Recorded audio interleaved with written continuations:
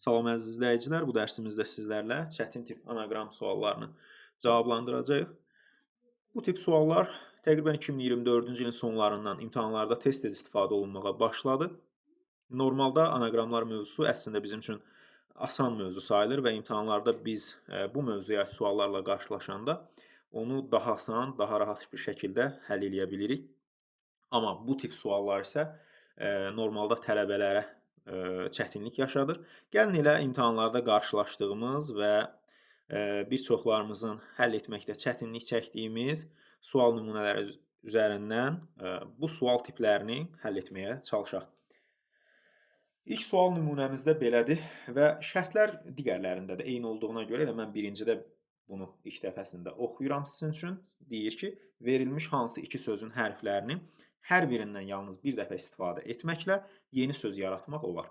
Yaradılan sözdəki hərflərin sayı istifadə edilən sözlərdəki hərflərin sayına bərabərdir. Bəzi tələbələri bu şərtdə müəyyən məqamlar çaşdırır. Deyir ki, hərflərin hər birindən yalnız bir dəfə istifadə etməklə. Burada deyilmir ki, yəni A və yaxud da B hərfindən sadəcə bir dəfə istifadə etməklə verilən o iki sözün tərkibində hər hansısa bir hərfdən 2 dənə, 3 dənə ola bilər. Tutaq ki, A-dan və yaxud da B-dən neçə dənə varsa sözlərin tərkibində, elə o qədər də istifadə olunmalıdır.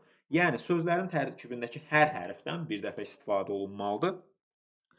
Bu nümunədə isə gördüyünüz kimi feil, sifət, qoşma, adi və cüt sözləri verilib. Deyir ki, bunların hansı ikisinin birləşməsindən yeni söz yaranar? Bu tip suallar açıq suallar deyil və biz bu sualları elə variantların üzərindən işləməliyik. Misal üçün, normalda açıq tipli bir sual olsa, biz onda düşünməliyik. Feillə sifət birləşib yeni bir söz əmələ gətirə bilərmi? Tutaq ki, deyirəm, onu iki sözün hərflərini birləşdirib bir anaqram kimi yanaşıb, onun cavabını tapmağa çalışırıq. Sonra feillə qoşma, feillə adi, feillə cüt və s. və ilaxır. Amma burada variantlar verilib. Deməli, biz sadəcə 5 dənə müxtəlif iki sözün birləşməsindən yeni bir sözün alınıb-alınmayacağına baxa bilərik. Çətinləşdirən ikinci bir məqam odur ki, burada bu tip testləri. Normalda bizə tutaq ki, deyirəm, 5 dənə anaqram verilir variantların içərisində. Deyir ki, fərqli olanı tap. Bunu tapmaq ona görə asandır ki, bunların hər biri onsuz da bir sözdür. Və biz baxdığımız hər varianta bilirik ki, hə, bu mütləq bir sözdür. Və onlardan birini tapanda, xüsusən də oxşar olanlardan birini tapanda digərlərini çox asanlıqla tapa bilirik. Artıq bizi beyin istiqamətləndirir ki, hansı tərəfə baxmaq lazımdır, hansı tip sözləri axtarmaq lazımdır. Amma burada məsələ budur ki, bu 5 variant ki var, tutaq ki, gəlin indi bunları birləşdirək.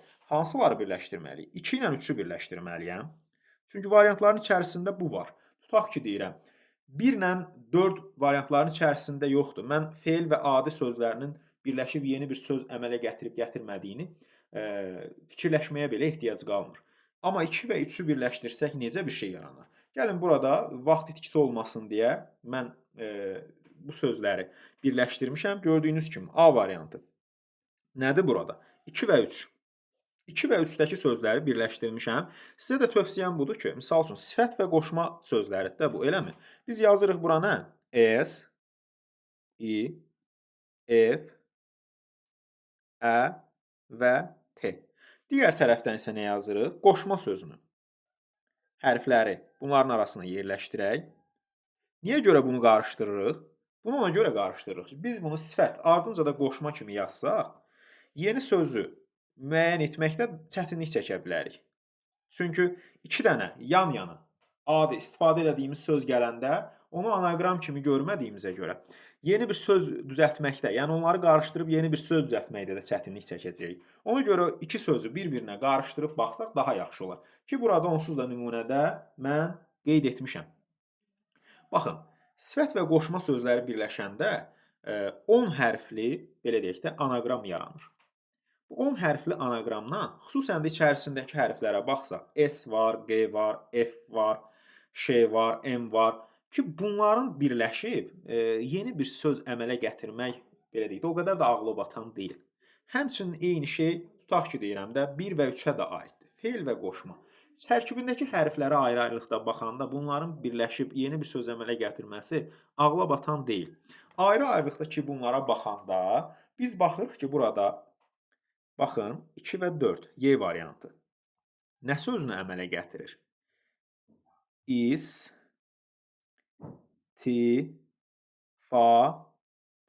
İstifadə sözünü əmələ gətirir. Növbəti sualımıza keçək. Bu, düşünürəm ki, digərindən daha çətin saymaq olar.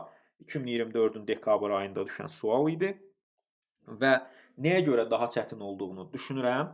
Çünki gəlin indi o həmən variantlardakı sözləri birləşdirib anaqramlarımızı düzəldək. Hazır vəziyyətdə burada yazmışam. Əvvəla 2-3 və 1-3-ə baxsaq nəyi görərik? Görərik ki, burada neon, feyxua, fara, feyxua, yəni bu iki sözlər birləşəndə 10 hərfli sözlər, anaqramlar yaranır ki, 10 hərfli, xüsusən də tutaq ki, 2 və 3-də A variantında 2 dənə F-dən istifadə olunub. R, Y, X. Yeni bir söz əmələ gəlməsi o qədər dağlabatan deyil. Mən demirəm ki, əgər bir anaqram 10 hərflidirsə, ondan heç bir şəkildə yeni bir söz yarana bilməz. Amma bunun hərf tərkibinə baxanda görünür ki, buradan yeni bir söz çıxmayacaq.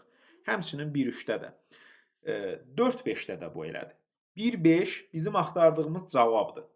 Amma bu söz o qədər də ümumilikdə söz olmadığına görə, misal üçün, bundan əvvəl tapdığımız söz nə idi? İstifadə.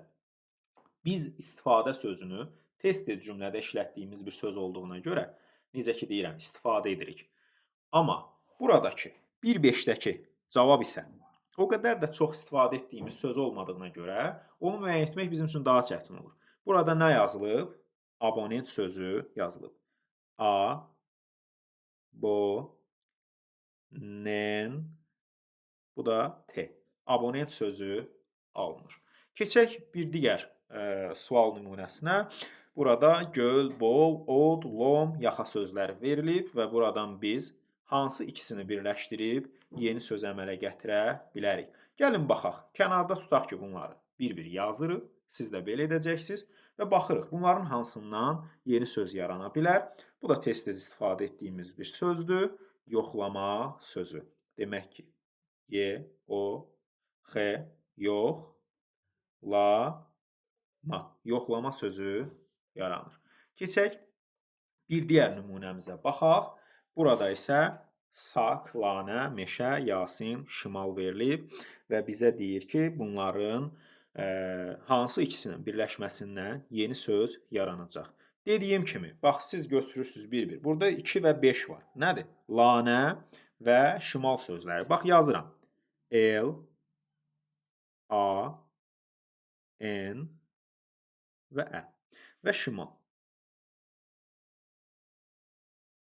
Bunları bir-biri ilə qarışdıraraq bu şəkildə yazsaq, bir anaqram düzəlir. Bundan yeni bir söz yaranarmı? Xeyr. Bəs hansı iki sözün birləşməsindən yaranacaq? 1 və 4. Yazsaq nə görərik? S, A, K. Burada da yazıram. Y, A, S, I, N. Buradan hansı söz yaranacaq? Sank,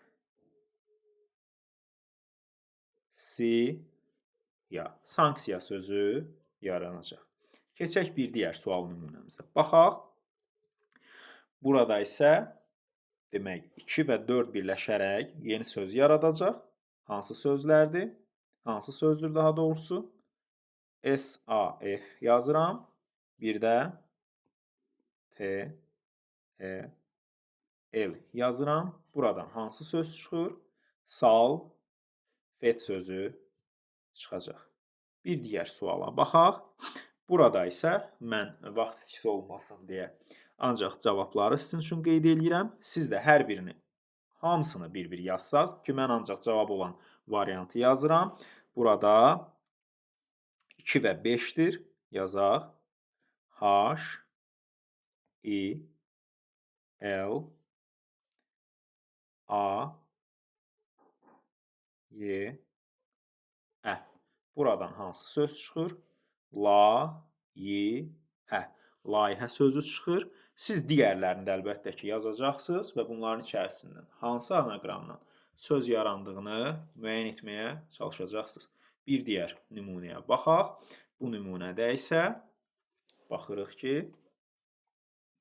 elə 1 və 2-dən yaranacaq. Yazırıq S, A, K, burada isə R, A, H, I və B-ni birləşdirdik. Hansı söz yaranır? Sahibkar. Sahibkar sözü yaranacaq. Belə əziz izləyicilər, ümid eləyirəm ki, video izah sizin üçün faydalı olacaq. Diqqətiniz üçün təşəkkür edirəm.